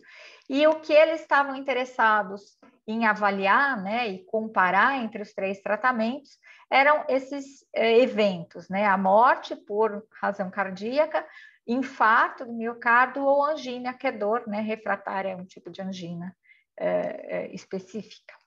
E eles selecionaram inicialmente quase 21 mil pacientes. Aí tinham que fazer o critério de inclusão aí, que tinham várias regras, algumas eu coloquei aqui, né? Selecionaram 611 desses quase 21 mil, e aí esses 611, que concordaram também em participar do experimento, foram randomizados em um dos 3 grupos. Pode passar. E o que me marcou nesse estudo foi justamente essa randomização. Pode passar, Amanda. Foi esse procedimento de randomização, né? Porque você tem lá 611 pacientes e vai dividir aí em 3 grupos. Só que se a gente dividir de forma aleatória, assim, sem controlar o número de pacientes que está entrando no estudo, lembra que os pacientes eles vão entrando no estudo, né? Você não pega todos os pacientes no mesmo dia e aleatoriza, não, eles chegam num dia, depois chegam no mês seguinte, mais, no outro mês mais, e ao longo do primeiro ano, segundo ano, vai chegando, né, paciente, e você vai randomizando em um dos seus 3 grupos.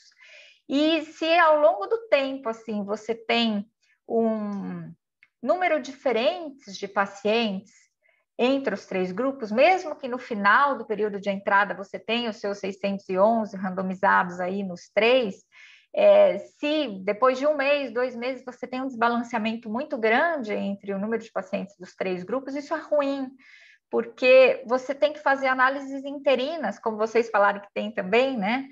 Para ir vendo o que está acontecendo. E se em algum momento do meio do estudo você reparar que tem diferença do efeito, um dos tratamentos é melhor do que o outro, ou um deles é pior do que os outros, você tem que parar o estudo, porque eticamente não é viável você continuar o estudo, você tem que interromper. E aí, se você tem esse desbalanceamento, você fica com o seu estudo desbalanceado, o que é ruim, né? Você vai ter confiabilidade aí nas estimativas que você obteve com o grupo com menor pessoas, é pior, né? Então, você não quer que isso aconteça. Então, a randomização que a gente teve que selecionar, né, que escolher, pode passar, Amanda está animada, foi uma aleatorização por blocos. Então, a gente, ao invés de selecionar um dos 3 tratamentos para aquele paciente que acabou de chegar, a gente selecionava para os 6 seguintes pacientes, né? Então, a gente escolheu o bloco de tamanho 6, né? 2 de um tratamento, 2 de outro e 2 de outro, representados aí por cores diferentes. Então, a gente vê a combinação. Quantos blocos de 6, né? Quais todas as possíveis combinações de 6, aí sendo 2 de cada tratamento a gente tem. E aí, na hora de aleatorizar, a gente aleatoriza um bloco. Então, você já sabe quais vão ser os 6 próximos, né? Que chegarem, quais eles vão estar alocados. E aí, com isso, de 6 em 6, você tem esse equilíbrio. Então, isso é bem viável para esse tipo de estudo, né? Porém, além dessa diferença, assim, na aleatorização, que é uma aleatorização bem interessante, quando a gente for fazer a análise dos dados, esse desenho de estudo, ele tem que estar considerado na análise. A gente não pode fazer uma análise, não deve, né? Fazer uma análise considerando que a amostra foi aleatória simples, né?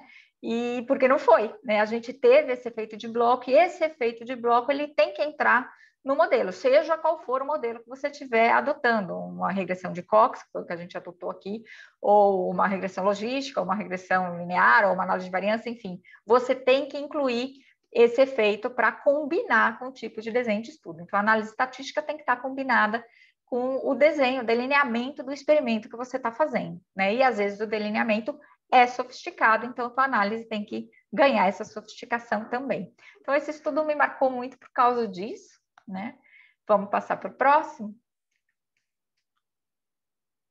Aqui eu trouxe só os resultados como curiosidade, né? Então, o PTCA é a angioplastia, e a gente tem a cirurgia e o tratamento médico. Aqui a gente está vendo a sobrevida, né? A probabilidade de não ter nenhum evento, né? Aqueles eventos 3 que eu falei, angina, infarto e morte. Então, qualquer um dos 3 que aconteça, a probabilidade de estar livre desses 3 vai caindo, né? Você vê que ele começa no 100%, né? No 1, e aí ao longo do tempo, que é o eixo X, isso vai caindo, porque realmente os eventos vão acontecendo. E você repara que o pior aí parece ser a angioplastia, né? Você vê o P do teste, provavelmente aí foi o teste de log-rank, se não me engano, de comparar as curvas de sobrevida, deu significativo, né? Então, a angiografia, a angioplastia é o pior, né? O tratamento médico está em intermediário e a cirurgia como o melhor, contando os 3 eventos. No próximo, a gente vê a sobrevida contando só o evento óbito, né? Então, aqui a probabilidade de sobreviver ao longo do tempo, aí a gente não tem nenhuma diferença entre os 3 tratamentos. Quer dizer, se a gente não contar como evento infarto e angina, a gente contar só se vai morrer ou se não vai morrer ao longo do tempo, a gente não tem diferença entre os tratamentos. E aí, eu, particularmente, obviamente, preferiria o menos invasivo, né? Já que é tudo igual, ou não significativamente diferente, eu escolheria o tratamento médico, né, medicamentoso, que me parece mais viável. Então, eu achei esse estudo muito bonito e ele me marcou aí, não só pelos resultados, mas pelas etapas aí de desenho e análise, né, que foi um pouco mais sofisticado. O próximo, esse estudo foi publicado, né, numa revista Circulation, uma das principais revistas de cardiologia e científicas. Eu até botei ali a Dib Jatene, era um dos coautores. Bom, é um dos coautores, né? Era porque ele já morreu. E a Rita Helena e a Dália eram minhas colegas na seção de bioestatística, são estatísticas, e na época trabalhavam conosco, lá a gente tinha um grupo de 5 estatísticas dentro do instituto. O próximo. O segundo experimento, que foi um que eu fiz de consultoria para a Pfizer, ele foi bem interessante para mim, pelo tipo de análise, a gente fez um crossover, né? Mas eu não vou falar de crossover aqui, eu vou falar uma coisa que me marcou, que foi quando eu conheci mais a fundo o ensaio clínico. Eu resolvi falar disso porque a gente está falando muito de Covid, né? Está todo mundo falando de estudo fase 1, estudo fase 2, vacina, comparar eficácia, segurança, se dá efeito colateral ou não. E isso, assim, eu estudei muito e aprendi muito no meu primeiro contato, no primeiro trabalho que eu fiz para a Pfizer, né? Que foi um ensaio clínico. E eu trouxe esse link aqui, essa fonte, porque eu achei dentro do site do Conselho Regional de Farmácia de São Paulo um manual sobre pesquisa clínica bem resumido, mas ele tem, assim, várias etapas, de uma maneira bem direta, assim, não é um manual se você vai estudar a fundo, mas de uma maneira resumida, para você ver tudo que está envolvido, eu achei bem interessante e eu trouxe para apresentar como uma referência, assim, né, uma curiosidade, se vocês começarem quererem ver o que é uma pesquisa clínica e o que está envolvido aí, todas as etapas, que são imensas, bem grande, né, tudo que é definido, eu achei esse manual bem interessante. Próximo. E dentro desse manual tem esse parágrafo aí, né? Se as pesquisas, de modo geral, demandam rigor na sua realização, no caso de pesquisas envolvendo seres humanos, que é o caso de ensaios clínicos, né? O rigor deve ser ainda maior. O protocolo de pesquisa deve ser desenhado conforme regulamentações internacionais e locais que garantem a correta realização da pesquisa dentro de padrões éticos. Então, toda pesquisa clínica tem que passar por um comitê de ética, né, para julgar todas as etapas e ver se é ético ou não. Científico, seguros e de respeito ao participante exigidos pela comunidade leiga e científica. Próximo. Também no manual tem aí a representação das fases, né, de pesquisa. Vê aí no meio, é o que a gente está ouvindo falar todo dia, né? Estudos fase 1, estudo fase 2, estudo fase 3. Mas antes disso, aqui ele está focando bem na pesquisa de um novo medicamento, né? Então ele fala que começa pela fase da molécula, então você vai ver quais são os componentes desse novo medicamento e estuda, né, sobre esses componentes. Olha a duração que está aí, né, de 2 a 8 anos. Certamente não é um uso emergencial, né? Um estudo emergencial. Leva bastante tempo para você colocar um medicamento no mercado aí em fases normais, fora de pandemia. Aí depois você vai fazer estudos com animais, né, que duram de 1 a 2 anos. Depois você vai fazer os ensaios clínicos, né, que são aí as fases 1, 2 e 3. A fase 1 com um pouquinho agente, onde você vai tentar dosar, né, uma dosagem adequada que não seja tóxica, né, para os pacientes. Depois a fase 2 com um pouco mais de gente, também de pacientes voluntários, aí você tenta avaliar aí a parte de segurança, e a fase 3, que você vai avaliar a parte de eficácia e continua avaliando de segurança também. E olha a duração desses estudos, né? É muito maior do que a que a gente está vendo agora nas fases emergenciais, porque realmente a gente tem pressa. Depois do estudo fase 3, aí o remédio vai para o mercado, né? A medicação vai para o mercado, e os estudos continuam. Tem a fase 4 de medicação. Quando alguém coloca alguma coisa no chat, entra um quadrado preto aqui no meu lugar e eu não sei o que está vendo embaixo. Aí, desapareceu. Então, aí vem a fase 4, e na fase 4 você continua estudando efeitos colaterais, né, a parte de segurança, e continua estudando o medicamento, né? Esse estudo é contínuo, é rigoroso e é bem amplo. No próximo slide, a gente tem com mais detalhes critérios que eles decidem para desenvolver esse experimento de ensaio clínico, né? Então, tem toda a parte de preparação da ficha clínica que vai ter que ser preenchida ao longo, né, do estudo, recrutamento dos pacientes, critério de inclusão, critério de exclusão, como que você vai selecionar, se vai ter internação ou não, como que você vai coletar os dados. As fichas clínicas são, assim, super detalhadas, tem 1000 quadradinhos, cada coisa tem o seu lugar, é codificado. É uma organização, assim, que eu nunca tinha visto nenhuma pesquisa que eu tinha feito no INCOR, né? É uma organização, assim, realmente invejável, né? Tem a explicação de como você vai administrar o medicamento, quem que vai administrar, quem que vai coletar os dados, todo um treinamento, se mais gente, né? Mais de uma pessoa vai coletar os dados, que normalmente é.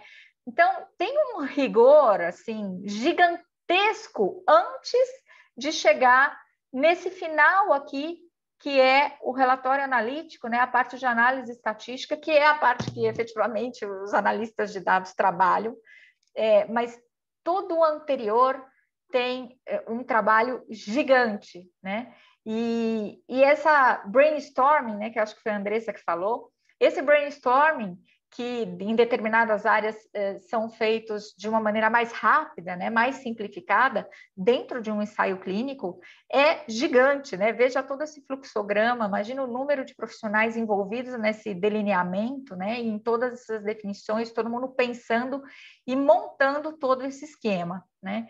Então, isso, apesar do uso emergencial, dessa correria, né, de aprovação e de encurtamento dos períodos de estudos fase 1, 2, 3 que a gente está vivendo hoje no mundo, me passa um pouco de tranquilidade saber que a Anvisa, o FDA, essas agências regulatórias estão cobrando, estão analisando todo esse tipo de organização e cuidado de definição e apresentação dos resultados, né? Então, é claro que pode ter efeitos colaterais, deve ter, inclusive, né? Que vão aparecer aí ao longo do estudo, mas é um estudo controlado, é um estudo que está sendo bem direcionado aí para o nosso bem. Então, as contestações que a gente vê que tem, né, e que também são plausíveis, eu acho que os dois lados têm a sua razão, mas eu gostaria de ver contestações que me convencessem da mesma maneira, né, com organizações e definições e cuidados e apresentações de resultados de uma maneira equivalente, né? Somos cientistas de dados, então a gente quer ver análise de dados e uma fundamentação metodológica por trás. Então, é possível de ser feito, né? O próximo, por favor. Aqui foi o terceiro experimento que eu resolvi trazer, terceiro e último, que esse eu que fiz, né? Ele foi feito na USP, né? No ICMC. Ele não é da área médica, ele é da área de educação. E a metodologia envolvida se chama teste adaptativo informatizado, que a ideia é você pegar uma prova que você administra a alunos, né?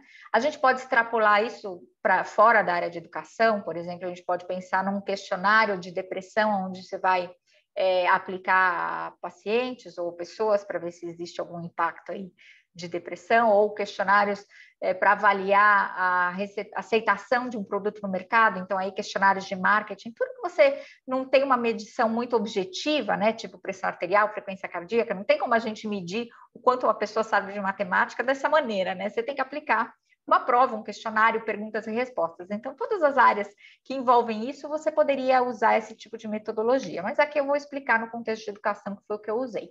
Então, todo mundo responde a uma prova clássica, igual, com todos os itens iguais para todo mundo, como no Enem, por exemplo.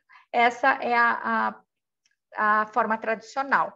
A ideia do teste adaptativo, pode fazer o próximo, é você pegar essa prova e, ao invés de você apresentar todos esses 30 itens, 30 questões para a pessoa, você apresenta só alguns que tem a ver com o nível de conhecimento que esse indivíduo demonstra ter. Então, eu apresento primeiro um item, escolho aí um item mediano, de nível de dificuldade mediana, por exemplo, vamos falar de nível de dificuldade. Você apresenta os 5. Com base nessa resposta primeira, se ele acertou ou errou, você escolhe um outro item desse pool aí de 30 ou até maior que você tenha, que tem a ver com o nível de dificuldade, né? O nível de conhecimento que ele está demonstrando ter. Então, se ele acertou a 5, eu vou pegar uma questão mais difícil para apresentar para ele. Aí eu apresento a 2. Se ele acertou de novo, a terceira questão que ele vai me responder é uma mais difícil ainda, questão 30, por exemplo. Se ele errou, aí eu apresento uma um pouquinho mais fácil, a questão 3. Então, conforme ele vai demonstrando o conhecimento dele, eu vou selecionando itens a dedo para ele, por isso se chama prova adaptativa. Próximo. E com isso, cada prova adaptativa vai ser diferente, dependendo dos acertos e erros dos indivíduos. Então, eu tenho aí o indivíduo 1 respondeu uma prova, o indivíduo 2 respondeu outra prova, o indivíduo 3, e assim por diante, pode ir passando. Eu vou tendo provas diferentes. Porém, como que eu vou comparar esses resultados, né? Por porcentagem de acerto, que é o nosso método padrão aí dentro do clássico, não é muito justo, né? Porque aquele que vai sabendo mais, ele vai respondendo itens mais difíceis, né? A prova dele vai ser mais difícil, então a porcentagem de acerto dele não é comparável diretamente com a porcentagem de acerto de um grupo, de um indivíduo que respondeu uma prova fácil. Mas aí vem a grande metodologia para resolver nosso problema. Próximo. Que é a teoria de resposta ao item, que é a metodologia usada no Enem, né? Inclusive, esse link que eu ponho aí tem um vídeo onde eu explico brevemente aí como é essa metodologia. 3, 4 minutos é uma explicação bem rápida também, né? Mas traz a intuição do método. Com a teoria de resposta ao item, a gente consegue não só levar em consideração os acertos e erros, mas também o nível de dificuldade e a qualidade, né? A capacidade de cada item diferenciar entre indivíduos que sabem muito e sabem pouco, para calcular o conhecimento do indivíduo. E aí, usando essa teoria, a gente tem como comparar os resultados dessas provas, né, desses indivíduos que realizaram provas de níveis de dificuldades diferentes. Próximo. Aqui eu trouxe como que era calculado o conhecimento do indivíduo, que é o que está aí no eixo Y, representado por teta-chapéu. Então, eu começo com o conhecimento mediano, porque ele não respondeu nada ainda, então eu ponho conhecimento 0. Aí esse conhecimento tem uma distribuição normal, tá? Então, ele pode variar de menos infinito a infinito, com média 0. Então, você vê que a grande maioria aí, pelas probabilidades da normal, está aí entre menos 3 e 3. Então, ele começa com média 0, e aí eu apresento a primeira questão. Ele, no caso aqui, ele colocou categoria 0, né? Que foi que ele errou, né? Era errado, meio certo ou totalmente certa a correção. Então, ele errou, aí ele cai o nível de conhecimento estimado no próximo passo e eu seleciono uma questão mais fácil. Aí, com isso, eu vou apresentando uma questão após a outra, e eu vou obtendo as estimativas depois de cada resposta, né? Com as respostas acumuladas. E vocês veem aí que a partir da questão 20 e pouco, deve ser 22, 23, esse valor de θ do conhecimento dele meio que se estabiliza. Isso significa que eu não preciso seguir o teste até o fim, eu posso parar antes. Em vez de apresentar 40 questões, que era o tamanho do teste, eu posso parar antes e apresentar 21, 22, eu já tenho uma quantidade de informação suficiente para fazer a estimativa do conhecimento dele. Então, é uma metodologia bem útil, né, para você rapidamente conseguir estimar, né, de maneira mais precisa, mais adequada, motivando mais o aluno, porque ele vai estar respondendo coisas mais adequadas ao nível de conhecimento dele e economizando tempo, você não precisa apresentar a prova inteira, né? O próximo. Esse artigo foi publicado nessa revista. E próximo, ele também pode ser... aqui, esqueci. Pode apresentar o próximo? A próxima sequência, né, desse trabalho é usar uma metodologia para a estimação desse conhecimento aí, TET, do nível de dificuldade dos indivíduos, usando rede neural, né? Eu peguei o desenho de uma rede neural aqui comum, é uma rede neural não supervisionada, né? Chama Variational Autoencoder, é um tipo de rede neural, mas não supervisionado. E modifiquei a parte final dessa rede neural, que está indicada aí como decoder, para que o modelo da teoria de resposta ao item que eu usava, né, que eu estava falando até agora, fosse embutido nessa rede neural. E aí, com isso, eu consigo obter as estimativas dos tetas, né, dos conhecimentos, e de todos os níveis de dificuldade de cada questão, né, usando rede neural. E aí eu consigo tratar melhor de Big Data, né, com grande volume de dados, onde eu estou medindo várias competências, né, não só uma, por exemplo, não é uma prova que avalia só matemática, avalia várias outras coisas. Então, aí eu consigo usar, né, me aproveitar dessa metodologia de Big Data, né, de Data Science, para acomodar um problema de TRI. Então, você mesclar essas duas coisas, foi o que eu fiz no meu ano que eu passei lá nos Estados Unidos, foi fundamental, assim, para a gente avançar nessa metodologia. Então, no próximo slide, eu falo que uma atualização constante, né, porque redes neurais, Variational Autoencoder, quando eu saí da faculdade não tinha, né, não existia, ou pelo menos não era estudado. Então, uma atualização constante que todo mundo tem que fazer é fundamental. E aqui eu trago só um anúncio do nosso MBA, um dos MBAs do ICMC, né? Ele vai iniciar em 19 de junho, que tem a ver, né, com inteligência artificial e Big Data. Todos os professores, eu sou uma delas, são da USP, né? Então, vale o recado, assim, atualização constante é fundamental. E obrigada, era isso que eu tinha para falar por agora. Obrigada, Mariana. Ei, gente, eu não me apresentei ainda, eu sou a Fernanda, eu vou conduzir agora as perguntas para os participantes. Como eu falei mais cedo, a gente vai por ordem das mais votadas aqui. A gente vai tentar fazer uns 10 minutinhos de pergunta, vamos tentar não passar muito mais tempo aqui. A primeira pergunta, então, é para a Andressa. Como você avalia a adesão dos clientes internos de experimentação? Quem usa uma vez torna-se recorrente?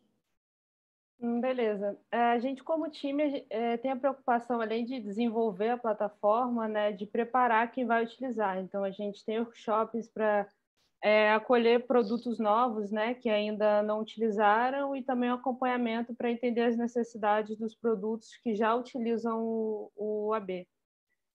Pela mudança dos times, né, sempre está entrando gente nova, acaba que a gente precisa correr nesse preparo dos usuários para que eles tenham essa adesão frequente, né? Mas a gente já tem produtos ali com uma longa história, principalmente os produtos de publishing, GE, G1 e G-Show, que eles já têm isso no sangue, né? Que foram mais os cases que eu trouxe. Então, sim, alguns produtos ainda estão nessa fase de se adaptar à cultura de experimentação, mas outros produtos já aderiram e vêm caminhando com a plataforma na evolução, né? Tá, eu vou passar para a próxima, então. Essa agora é para Flávia. A nova pode ser usada somente em experimentos online?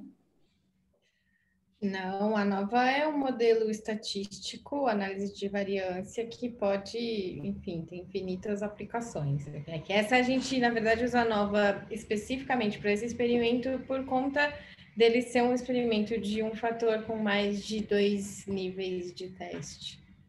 Mas, enfim, as aplicações são infinitas. Essa próxima pergunta ela foi feita no começo, eu imagino que deve ser para a Amanda, porque eu não tinha feito nenhuma outra apresentação ainda. Quanto tempo, em geral, leva um ciclo de experimento completo, ou pelo menos um round? Depende. Se a gente está testando, por exemplo, um botão alguma feature que tem que gerar engajamento do usuário, a gente tem que levar em consideração o engajamento, né? Porque muitas vezes a pessoa vai olhar o app, tem um botão diferente e já vai clicar. Então, você vê o engajamento subindo loucamente, assim, no tratamento, mas não é isso que você vai ver em produção depois. Então, normalmente, apesar da gente ir... você tem que pensar no ciclo do seu negócio também, para pelo menos completar um ciclo do negócio e deixar o experimento rodando, mas não muito tempo por causa da sazonalidade. Mas quando tem feature de interação com o usuário, a gente considera, vai ter um pico de engajamento, depois ele vai cair, e é depois dessa queda que estabiliza o que a gente vai ver em produção. Então, normalmente, a gente experimenta 1,5 semanas, 2. Ou até 2,5, assim, se a gente está esperando chegar no pico do engajamento e ele cair. Então, depende se é em processo ou se é interface, né, que a gente está testando.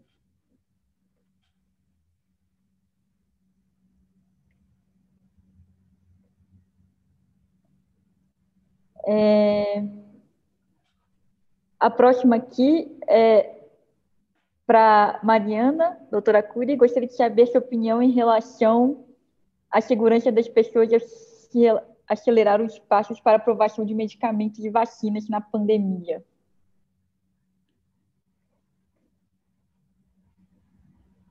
Sobre a segurança, os estudos de segurança, né? Eu acho que a parte negativa dessa parte de segurança são os efeitos a médio e longo prazo, né? Se a gente ainda não teve tempo de aparecer nada a médio e longo prazo, essas coisas a gente ainda não tem como estudar, né?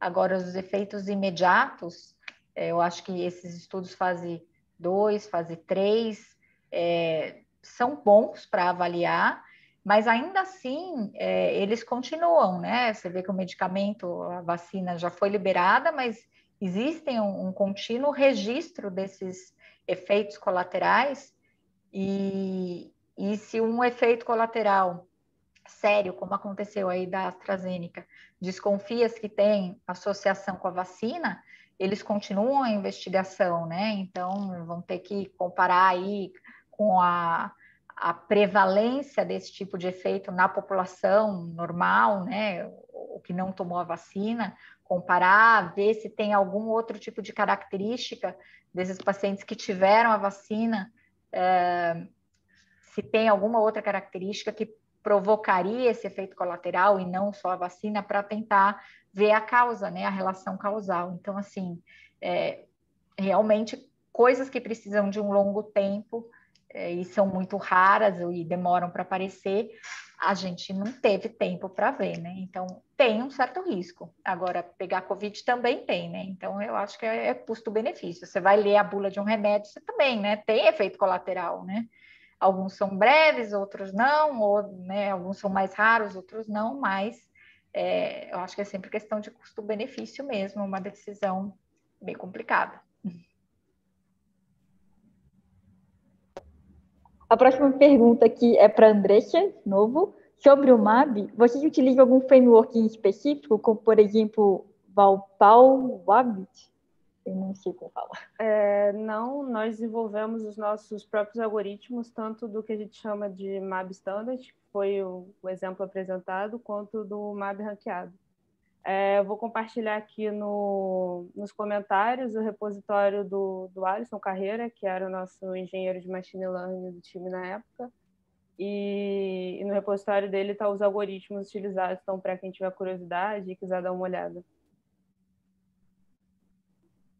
Okay. A próxima pergunta, aconteceu mais ou menos quando a Andressa estava começando a apresentação dela. Eu não tenho certeza se ela vai para a Andressa ou vai para Amanda. A experimentação se restringe apenas a experimentos software, a experimentos que envolvem redes, conectividade, por exemplo? Bom, acho que se essa pergunta for para mim, eu pensando aqui, não tenho nenhum case atualmente que envolva, que não se restrinja a experimentos de software, né?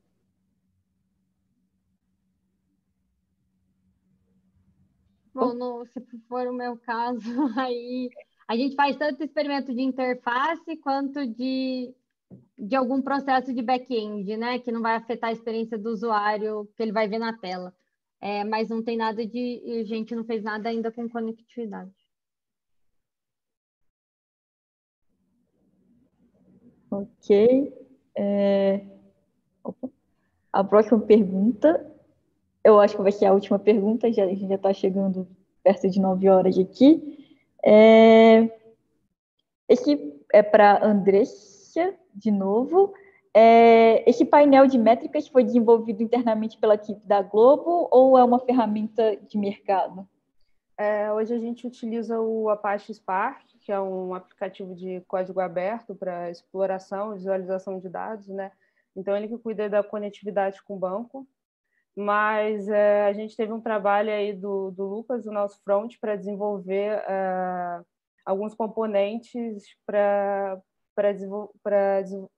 a gente poder desenvolver o nosso Dash, né? A gente tem componentes muito específicos, como da alternativa vencedora, da parte de distribuição das alternativas. Então, a gente usa, sim, o Apache Superset, mas os componentes utilizados no nosso dashboard foi desenvolvido pelo nosso front-end.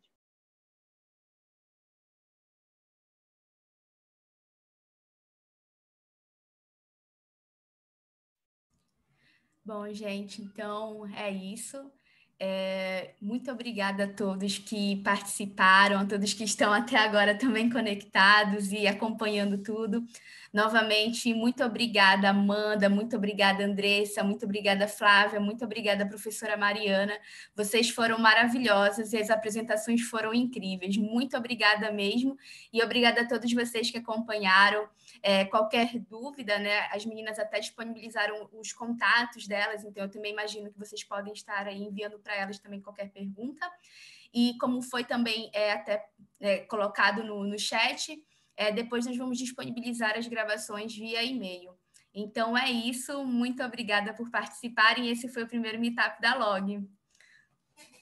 Tchau, tchau e uma ótima noite para todos. Obrigada, gente. Parabéns pela organização também e pelas apresentações. Obrigada, pessoal, pelo convite. Tchau, tchau. Tchau, gente. Tchau, Obrigada, gente. foi um prazer. Valeu.